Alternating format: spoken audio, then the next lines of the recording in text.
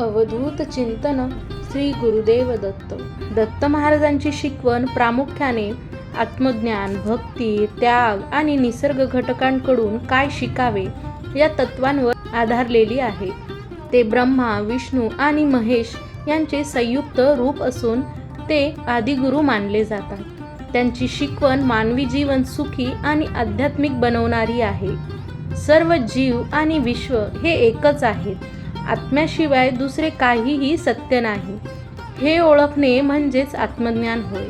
दत्त महाराजांनी मानले की गुरु शोधण्यासाठी दूर जाण्याची गरज नाही. त्यांनी पृथ्वी, वारा, आकाश, पाणी, अग्नी, सूर्य आणि लहान बाळ अशा एकूण 24 घटकांना आपले गुरु मानले. जगात राहावे पण संसाराच्या मोहात आणि सुखात अडकू नये. वाऱ्याप्रमाणे अलिप्त राहावे. पृथ्वीप्रमाणे सर्व आघात सहन करून इतरांना सुख द्यावे. पाण्याचा गुणधर्म जसा सगळ्यांना पवित्र करणे आहे तसेच असावे. अहंकार सोडून सर्व जीवांवर दया करावी आणि ईश्वराच्या चरणी मन अर्पण करावे. दत्त महाराजांची कृपा ही नेहमीच आपल्या पाठीशी असते.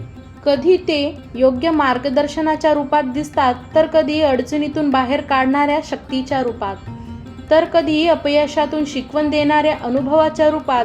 आपण प्रयत्न करत असतो, पण त्या प्रयत्नांना फळ देण्याचं सामर्थ्य गुरुकृपेमुळेच मिळतं. म्हणूनच प्रत्येक यशामागे त्यांचा आशीर्वादाचा अदृश्य हात असतो. श्री गुरुदेव दत्त. धन्यवाद.